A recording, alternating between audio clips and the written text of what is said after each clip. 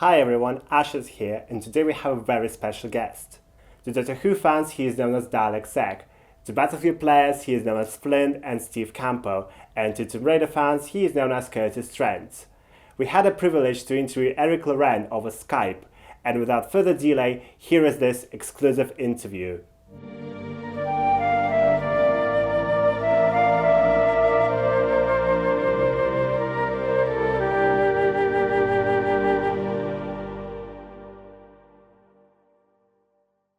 Hi Eric, thank you so much for agreeing for this interview. It's a great honor to talk to the man behind Kurtis Trent. It's not a problem. Happy to do it. So tell us how you got interested in acting. What or who was your inspiration to become an actor? Well, that's a good question. It was a long time ago, so I'm not sure I can remember exactly. But I came over here when I was 19. I came over here to go to drama school. And I basically, back then I had gone to a university for 6 months with a drama program and didn't like it very much. And then I went to a conservatory and didn't like that either. And then my teacher, who I was working with doing Shakespeare at the time, basically said to me, these are the 4 schools in Britain. You should go there. You want classical training. So I auditioned in New York, and luckily enough, I got into a couple, but I got into Central, which at the time was an amazing school. And that's what brought me over here.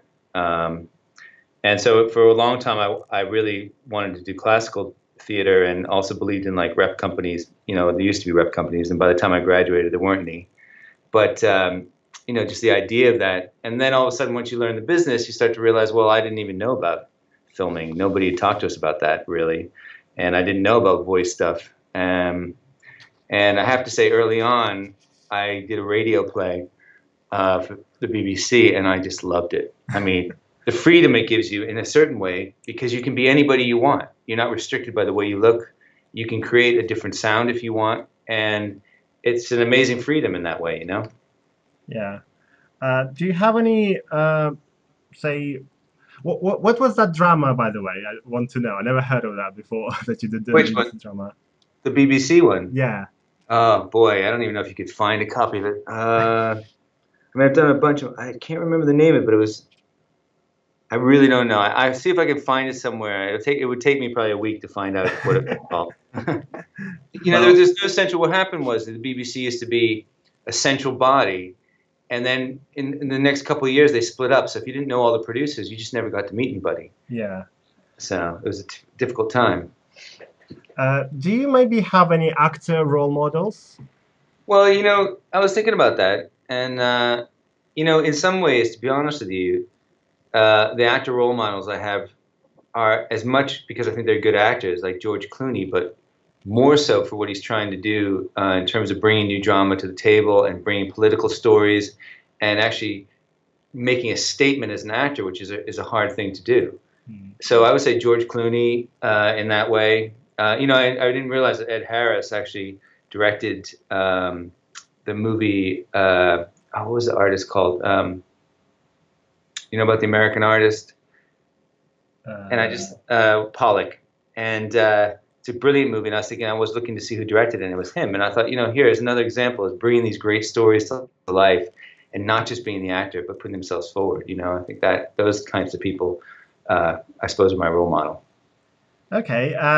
So you have acted a number of characters in film, TV series, and video games. But what is your all-time favorite role? I would say, well, it's hard to say. In video games, obviously, there's 2. One is Kurtis.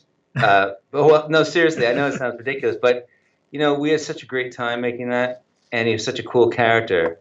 And back then, you'd record with a bunch of people in one room. So Murty, who was running the sessions, would really take the time to rehearse it.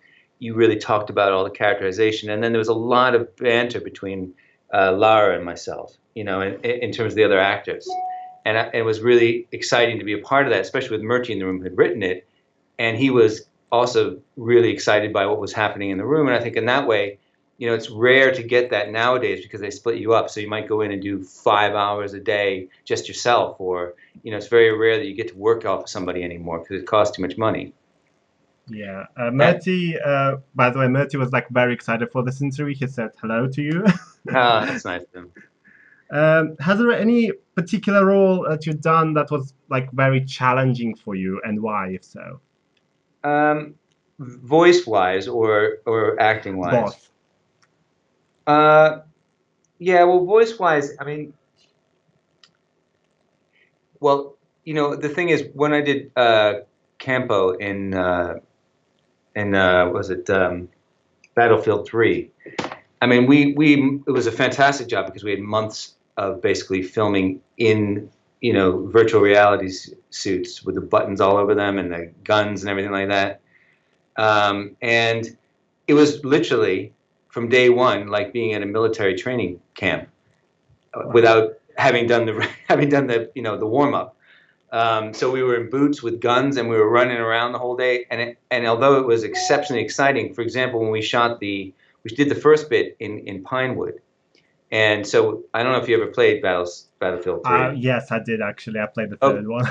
well, okay. So you know the bit when they come up on the roof and they have to crawl across the roof and shoot across the road? Yeah. Well, on that bit, we had these rubber mats, but what we didn't realize was the suits that we had, as we were rubbing, it would be pulling on the hair inside on your legs and started to Ooh. pull the skin away from your legs. So by the time we'd finished shooting that, I realized my legs were bleeding Oh wow. and that skin, it was stuck to these trousers. So we had to do that for a week. So in some ways, that was the most challenging thing I'd done. It was incredibly painful. Wow. What about like acting in terms of like film and TV Uh, series? yeah, I mean, the things I'd say when I did the Doctor Who, played the human Dalek. Yeah. That was incredibly challenging and again rewarding. But I'd have to get in there at 6 o'clock in the morning and take like 2 hours to put my makeup on, and quite often because the head they put on was mechanical, so it was very heavy. And so I'd have to just basically sit in between when I wasn't filming, and I had to sit. So I had the mask on all the time because it wasn't actually a mask; it was stuck to my face, Yeah. And so I had to drink through a straw. I had to eat very little, and then I had to go home at night after this exhaustion and learn the lines for the next day. And it was funny because I played two characters. One was a New York guy, and the other guy turns into the human Dalek. And it wasn't until I was out of makeup that people realized that it was me and started talking to me. So no one would talk to me because they didn't know who I was. And I would just sit there on my own for a lot. But it was also rewarding because, to create something like that. I remember I went and worked with this guy who had done the original Dalek voices because I wanted to combine the New York accent with the thought pattern of a Dalek to try and have this kind of first human Dalek. And he had done the syncopation lines as if he was just one of those Daleks speaking.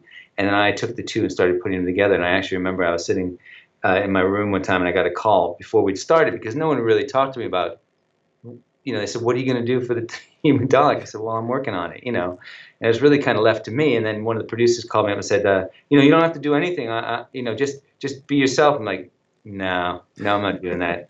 So I started working on the voice and started putting it together. And I remember I was sitting in my front room and my son was there. I think he was about 8 or 9 at the time. I turned around and I did that kind of, I am, and he was freaked out. And I thought, right, that's it. I'll stick with that. So it was really rewarding. It was also my son was exactly the right age for when it came out, so all his friends could see it. He was very thrilled with the whole thing. How different it is for you to like voiceover compared to acting in front of the camera, and which do you prefer? Well, I know it sounds like I'm really lazy, but the truth of the matter is, you don't have to learn it, right? So if you're doing a voiceover, you don't have to learn it, Okay. and so you're familiar with it. But there's also a freedom, almost like sometimes an improvisation that happens between you and the director in the studio, where you can take it anywhere you want. And so the challenge in that is quite exciting. I mean, I did this one character in The Division, and he basically does all these podcasts. So it was maybe 10 or 12 speeches, monologues, Yeah. And we spent, hours going through it and creating, I'd already kind of come up with the character, and I even played him on screen, but I think they decided to just go with it as a podcast. And that was incredibly rewarding because you actually got to take your time and create this kind of, almost like one of these conspiracy theory podcasts, which was right up my street, and I just found it fantastic. And the difference is, doing something like that on film. First of all, I would have had to learn it, and then I would have had to kind of, which is, if you have 12 speeches, it's going to take a while. It's also exciting. It's just a different kind of work to just learning it and then creating a character so that I look like what I sound like. And so I would have probably gone with a certain kind of mustache and had my hair funny, maybe some glasses, because I was the kind of guy that I already looked like, designed by the gaming company. So I like both of them. And the other thing I love about filming is it's not, whereas stage, you have to rehearse a long time, and then you finally get to something that you love, and then you have to just kind of recreate that every night with the same kind of excitement. Film, once you get your take and you feel like you've nailed it, that's it. You can move on to the next scene, and that's quite rewarding. It's really nice. It's almost like you're just filming the best rehearsal. Do you know what I mean? Yeah. For the chance. So I really love filming. But I do voice stuff, I love it. And sometimes it's a real hoot. It's just great. You go in there and you think, oh, great, I get to play all these people. I do prefer when it's one character throughout the whole thing rather than multiple characters. Although sometimes for example, in Homefront 2, I think I maybe played 4 or 5 different people. And sometimes we go from one to the other, to the other, to the other. I'm like, wow, and you have to kind of have them play it back to you to remind you who it was you were doing, It's quite funny because the woman who was the first Lara Croft in the very first game, Shelley Blonde, she did literally every single female voice in black and white. Really? So from old women to little girls, it's all her. It's quite interesting that both characters pretty much have similar actors who do that kind of roles. Yeah, it's difficult too. There's only so. What's difficult is when you're doing something like, say, a military game, and you're not doing like a character that has a big voice or something that's nothing comic. You know what I mean? It's not like a comic book character, but real. There's only so many places you can go to sound different, and especially if they're side by side. That's the tricky bit. When you have a scene, all of a sudden, oh, I'm speaking to myself here. Okay, that can be tricky. Well, let's move on to specific roles. As you know, we have a huge Tomb Raider fan following, so you can probably guess what questions are incoming. Kurtis Trent, how did you get the role? How did you learn about the casting call in the first place? Tell us the whole story. We want to know everything. Well, but the thing is, you have to understand, it's just unfortunately nowhere near as interesting as you want it to be. Because the truth of the matter is my voice agent put me up for it. And, from what I heard, I think they sent my tape in and Murty really liked it. And I can't remember if I actually met Murty. I think I met him for the audition. So I think back then I actually put myself on tape. So I kind of came in. It was I think I kind of came in putting myself on tape, kind of Kurtis Trent-ish. Do you know what I mean? I was aware of what he kind of looked like, and I kind of made sure that I sounded like him and kind of had that kind of feeling when I came in, from what I remember. And then, then they just basically was coming into the studio and meeting Murty and meeting everybody and working on it. It was that quick. But I have to say, Murty and I hit it off very quickly. I think his passion for the game and the excitement that he was, and the detail that he was going into, and also I think the kind of depth of the story, which was rare to get that kind of depth. And it's also somebody who knew it so well and really was just so interested in bringing out the best performances. It made it exciting to be a part of it, to be honest. Yeah, the story actually in the Angel of Darkness, the storyline is actually praised. It's one of the most best storylines in video games. Even the fans nowadays, 15 years after the game was out, there was a fan poll, and Angel of Darkness won by a very large margin for the best story. Wow. Yeah, it's that good for the fans. Yeah, he's a really great writer, Murty, and he goes into incredible detail. And it also has a kind of film noir quality to it, which makes it really cool. So did you play or know about Tomb Raider beforehand? Sure. I mean, of course, everybody knew about Tomb Raider beforehand. And I was very excited. I mean, I knew I was playing Lara's potential boyfriend, and I also knew there might be a potential spin-off game. So I was very excited about that. And also, when I saw the pictures, like I said, he was a very cool-looking guy, which makes it a lot better to do it. Do you know what I mean? It makes it more interesting. But there's the shame of it. I was talking to Murty about it because, originally, I think I was the first I think I was the first character that wasn't Lara to be able to be played by Yep. the player.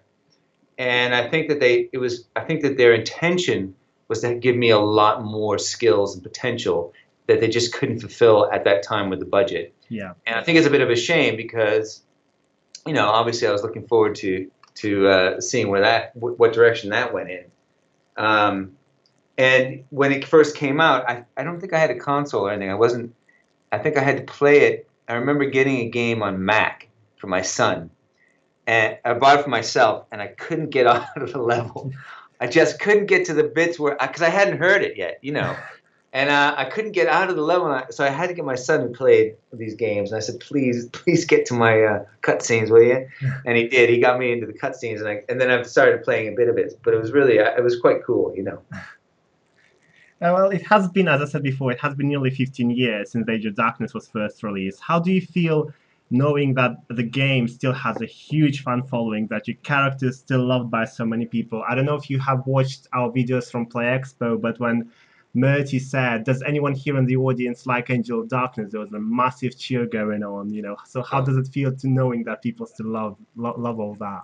Well, to be honest, fantastic. I mean, it's really nice to know that people care. And I did have contact with the Kurtis Trent Estrogen Brigade when I made my first short film, and also I'd done an album.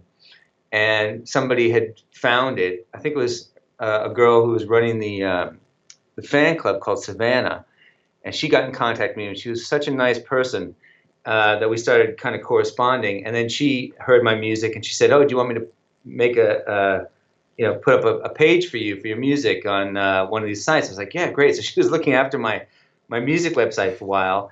And then when I came out to California, I had my short was on in the LA Shorts Fest.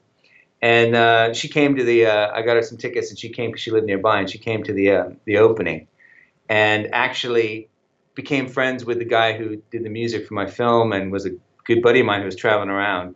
And he stayed with her and then went out to Hawaii and stuff. So I've had contact with a few of them, and I have to say I was very impressed. I thought it's a really kind of energetic and intelligent group of people. Not that they loved it because they loved the show, but just they were very impressive. Yeah, as I said before, there's huge following for Angel of Darkness still. Every time I post something new about the game, because I do receive a number of exclusive material on the game from various, mostly anonymous sources even, and when I post them, people always go so excited about it, oh, there's some new things that that we didn't know that could be in the game, but they couldn't put them in because of the limited time they had. So when voicing Kurtis, how much do you know or learn about him as a character before and during the process, obviously? Well, they give you first of all, it'll be looking at his picture closely and the kind of clothing that he had, and especially the way he had his hair, and you kind of had a sense of the music that he kind of liked at that time. People used to dress to the music in a way that they kind of listened to, and I kind of knew that he had to be very cool. Yeah, he liked Motorhead apparently, because on the early concept arts he had the Motorhead T-shirt. That's right. But I don't think but he was he was a cool customer, and I think it was a matter of just in some way I think I'm right in saying that the audition was on video, and I came in with I'm pretty sure it was this game. If not, it was a different game. But anyways, I used to come in, kind of dressed like him. I wasn't far off that at the time, and had retro leather jackets and kind of, jeans and boots and all that stuff. Anyways, from growing up in America, so it was, you kind of have to give those directors the feeling like that's the guy. Not just the way you sound, but just the kind of way you communicate with them off camera and the whole kind of feel that they go, that's who we need in the role. And I think I did do that with Murty. And that was part of the reason we're still very good friends, was because, one, I think of my commitment and his commitment. And also everybody around there, but the two of us just hit it off because we just loved working on it, say during the recording process, how much freedom did you had, or like how much you were how much you were controlled by say people like Murty, and maybe there was Peter Conley who was recording all this. I'm not sure who was actually No, who it's was Murty there. at the time. I think Murty was the one most. There's some guys came in and out, but mostly it was Murty. A lot of control in some ways. I mean, once he liked what you were doing, and we talked about how the scene should go. I mean, especially that scene between Laura and I, where there was a lot of chemistry happening. So even though Yeah. we're fighting against each other, it was trying to make that kind of attraction permeate the image. Because all you have is my voice. And I think we took it further than he anticipated and really liked it. So from that moment on, he was like, "Yeah, keep going, keep going," that kind of thing. Fans have discovered various voiceover outtakes hidden in the game file. Specifically, there are clips of you laughing whilst trying to do grunts and other Yeah. vocal effects. There was also one when you go like, oh, that's how I felt last night, or something like that. Do you recall any of those funny moments or any other funny moments during the process? No, I'd heard about it. I had looked it up just to see what it was. So, I mean, the thing is, you can't help hearing what things you're doing sound like, So Yeah. most of it's more spur of the moment stuff, and that banter keeps you going because those sessions could go on for pages and pages. It wouldn't just be the 10 seconds. So, there's times when you get something. I remember, you have to. It says, shot in the arm, shot in the stomach, pushed in the. You know what I mean? You have to go through it. Yeah. And so, in a way, it kind of puts you in a place where you can't help just being a bit silly, I suppose. You're just reacting and you're hearing things and making jokes, and it kind of helps the whole session go on for everybody. So it's not necessarily specific, but I can't remember back then. I did listen to it, and I think what it really shows is the kind of relationship that we were having in the studio, and the freedom. In a way, you can get it right from that. It's give and take.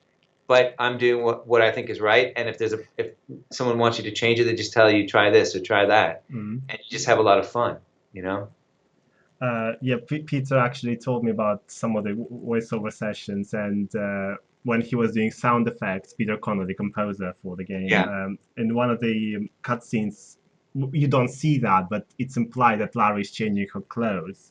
Huh. And in order to do that, he just unzipped his pants and pulled them down and recorded that. Yeah. So it seems Very like effective. the entire recording process in Age of Darkness was a lot of fun for everyone. Yeah. It really, we recorded at the Trident Studios, which is where I think the Rolling Stones recorded, and like all these amazing bands. I think maybe Led Zeppelin as well. I don't know if it's there anymore, but it was incredible. They had all these gold discs on the wall, and that was like, wow, that's pretty impressive. It was a cool place to do it. Felt like the right kind of place, very rock and roll. We know that you mentioned before as well about the spin-off game. So we know that Core Design were originally interested in developing a spin-off game for Kurtis. Do you know anything about this project? Maybe you were asked to do it, or there was an implication that you're going to do it, or... Well, it was more about, I think we were just waiting. I mean, it kind of got mentioned that there might be something like that. It really depended on the popularity. But then when they weren't able to fulfill, because I remember there's a lot of stuff on the web about people loved the character but were frustrated with what you were able to do if you played Kurtis. And I think people felt a little bit let down. Yeah. And I think that it was unclear. At that point, it was looking good, and then all of a sudden it was kind of like, well, maybe they didn't put enough money into this, and maybe it just won't happen, So I was waiting, literally, just waiting to see, hoping that would happen. And I remember at the time, I think that I'd been asked to go to LA to sit in a booth and answer questions as Kurtis, as a kind of 3D model, you'd see the animation. Yeah. And I really wanted to do it, and I can't remember why. It didn't come off in the end, which was a shame. But it was something that was kind of an interesting idea. It was so early on as well. People hadn't really done things like that before, so I liked the idea of it. I believe this was done before with Lara. Actually, she did it. Yes, that's right. But not with obviously other characters in the game. But the Judy Gibbons did that in 1997, I believe, or 8. in Atlanta. They did that, but I think that was one-off. Yeah, and I think we were both supposed to go. I think she did it. She went and did it, and I was supposed to go and do it. I for this game, not her, but Joelle. Is it Joelle? Yeah. Joelle, yeah. So with the Angel of Darkness, you said you played a little bit of it. How much did you play actually, and what do you think I'm not telling you. I got up on the. I was able to get up on the fire escape. Is it in the first? Not past the first level. I'm telling you, I couldn't do it. Yes. But what about like Kurtis' bit that your son played? Made you able to play it? No, he got pretty far. I can't remember. It was so long ago. I really don't remember it. It was on, like I said, it was on my Mac, which was not easy. It was the processing on that was an early Mac, so it was kind of slow and clunky, but it looked cool. And I always thought, well, I should get it for a different, platform, but it just didn't happen. And then, what happens is all of a sudden I was doing another game and then another game, and I did get in Battlefield 3, but and that I couldn't play either. But he did. He played all the way through, and now my little one's playing all the way through. You mentioned a couple of that you said that some fans were frustrated that there were not enough abilities for Kurtis, which is true. Like a lot of his stuff was cut out because they just couldn't make it work and the amount of time they had. But some fans actually managed to salvage out animations from the game, like him throwing his Chiragai disc and stuff like that, which you can't get in the game, but it's there in the files. So there's loads of things that actually were planned for it, and unfortunately it never happened. That's right. Let's move on to your most recent work. I know you've done some directing work. How do you originally got into this, and do you have any favorite directors who inspire you? Well, yes, I do. I mean, I think what happened were two things. When I first left drama school, even though I'd done all this acting, and I knew I wanted to direct at some point, but I just had been to, a university, a conservatory, and then a drama school for 3 years, and it's kind of like, well, what are you doing? You just spent all this time training to be an actor. And I did love it. I do love it. And someone had said to me, really you should just go and get into the business for 10 years before you start and make a name for yourself and then start directing, which is probably not a very good idea. And I would disagree with that now, having done that, only because there's no reason you can't do both. And then that way you have 10 years of directing and 10 years of acting. However, I did get very busy right out of school and continued acting, so it really wasn't that much time in the beginning. So it was always in me to want to do it. And I had started directing theater, and I started a little theater company with a writer. And we did a couple of stage readings of his work, and then I directed a short play at the Finborough of his work. And it went down really well. And we had some, I think some Arts Council money that we'd won. And we had decided to, I always wanted to get into film, and we talked about making a short, developing one of these plays into a short. So we did that. The two of us developed it, and then Jared Harris agreed to play one of the main parts, and a couple other actors. And I basically got the budget together and some producers, and we shot this film for about 10 grand, and it was called Cracked Eggs, and which was a crazy, based on a true story, but not exactly true, about a guy who goes to see his dealer, and the dealer killed somebody who turned into a 3.5-foot egg because he was on acid at the time. But and so I used a lot of kind of Super 8 to show what he was seeing and that kind of thing. It was a real black comedy kind of thing. But the idea was to then take the play that we had, the full-length play that I directed and the short, and combine them into a feature film. And I also got my film showed at Cannes, the British Film Party, and we picked up a producer called Limor Savan, who had done Personal Velocity and Cherry Baby, or Cherry, I think was a Cherry Baby. And she was a New York producer, and she'd taken us on to develop the feature, which was fantastic. And I thought, right, that's it. I'm going into features. And then the crash in 2008 happened, and there was no money. So we went from an $8 million budget to like under $1 million. So we got a few British producers on board, and the first one agreed. So that by the next Cannes, we had 2 producers on board. And then he went after 2 weeks without telling us to do his film fund in Dubai. And so we had to start all over again. And then I got another producer on board, and it just kind of went like that. So that we developed the feature, and it's sitting there ready to go. And we've been through a couple producers and hoping to get another one. And then I started writing my own. I wrote this short film, and it was in festivals. And then I did another short, and I started doing kind of corporate stuff. I kind of created some educational films with some friends of mine, and we created these 3 or 4 series of traditional storytellers. And from that, I kind of moved into doing corporate films like Barclay Card. I've done a few of those. But the idea is really for me to kind of make my feature. That's where I'm going. I will tell you the directors I like, and then you'll know the kind of films that I want to make. I like Julian Schnabel a lot. You know, he did Basquiat, and he did Diving Bell and the Butterfly. Mm-hmm. I like Aronofsky, and I like Michael Haneke. So I like very arty kind of, you know, they can be a little bit commercial, but I like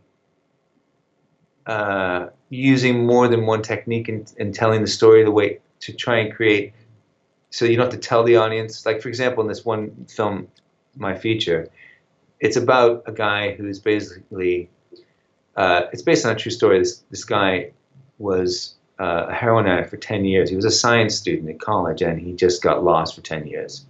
And the whole time he's lost, he's trying to figure out how he ended up in this place and how he's going to get out of this place. So a lot of it, these guys would just sit in these rooms waiting for the drugs to come. And it was all in their head. And they were very intelligent guys, and they'd make up these stories, and they'd talk, and they were very funny.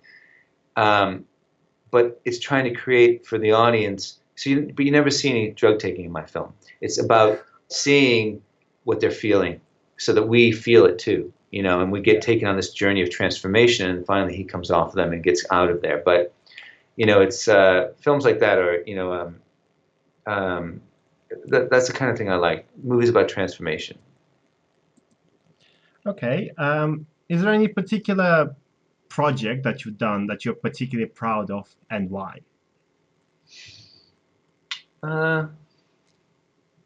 Well, I mean, I was pretty happy with Cracked Eggs in some ways, you know, just because it was, I think, you know, I was able to capture a lot of, there's 6 minutes in there out of the 12 that I'm really, really happy with. Because I was able to capture, you know, for very little money, having a 3.5-foot egg get split open, but capture the madness of it and the comedy. And I think also still make you feel like you cared about all these guys. So you still liked everybody, and you wanted them all to succeed, or you think, you know. And so I think in that way I was pretty happy.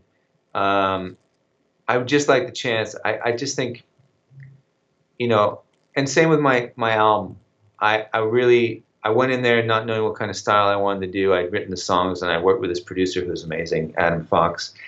And we just started laying stuff down and trying stuff. I just wish, like, I think for me is I had enough time and enough money, which is probably what everybody says, to sometimes have a little bit more time to choose. You know, sometimes you have to make decisions very quickly to make them happen. And it would be nice to have a little bit more time. And, you know, on my film, for example, I wanted this one shot from this tower block across the street, which we got. I got this big camera given to me, which was fantastic, for free, and from Ari. And we got up on the roof, and the producer at the time brought the wrong film. So the whole night shoot that we had planned, we had to scrap it. So instead of having 3.5 days to shoot, I had like 2.5 days to shoot. Things like that. Or one night the police wouldn't let us shoot on this estate because there were guys running around with knives. We saw them while we were on the other building, like a whole gang with knives chasing this one guy. It was crazy at the time on this estate. And then eventually they knocked the estate down. But I think in those 6 minutes I'm really happy, because I think I captured the kind of filmmaking I want to do. And I think it works in the storytelling, and I just hope I get another chance to do it, really. Yeah, I can relate. When I was doing my student projects, I'm not by no means as big as like professional stuff, but when you like try to film something on location, it's insane. It's just so difficult. What are your current projects, and maybe upcoming ones as well?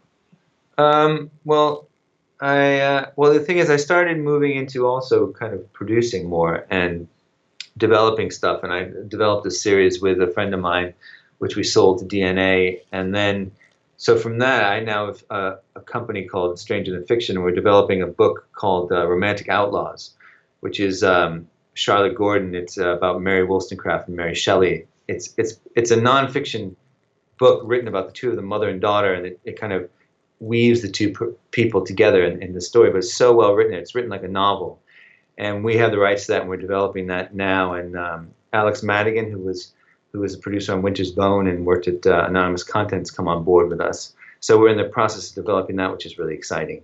It could be a long series. You know, it's going to be multiple episodes over a couple of years, hopefully.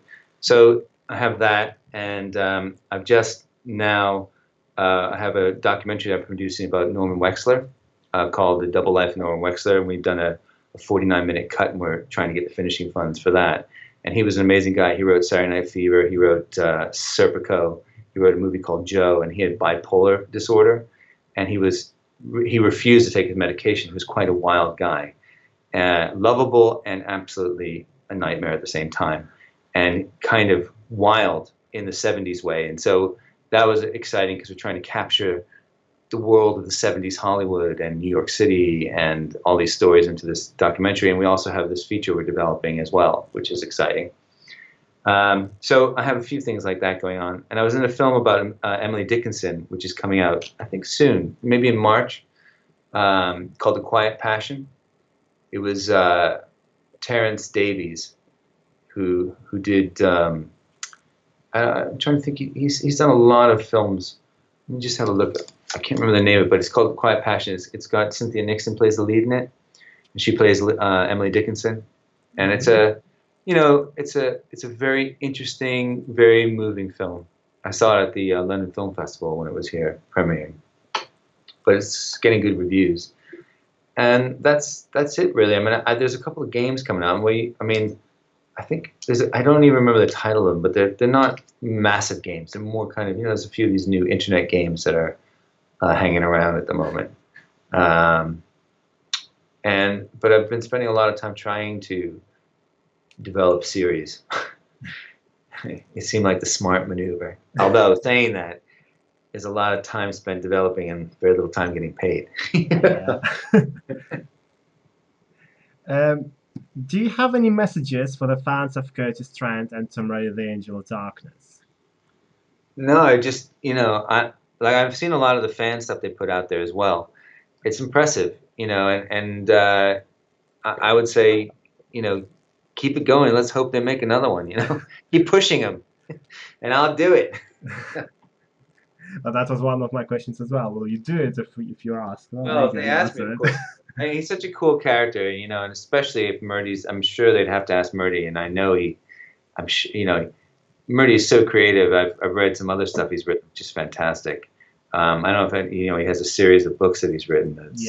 It's great, and I know that world he could easily create, and he's a great artist as well. I'm sure you have some of his stuff up, and it's impressive, So I'd jump at the idea to do it again, to be honest. One more thing, could you say this was Kurtis Trent for Tomb of Ash in a Kurtis Trent voice? This is Kurtis Trent talking to Tomb of Ash.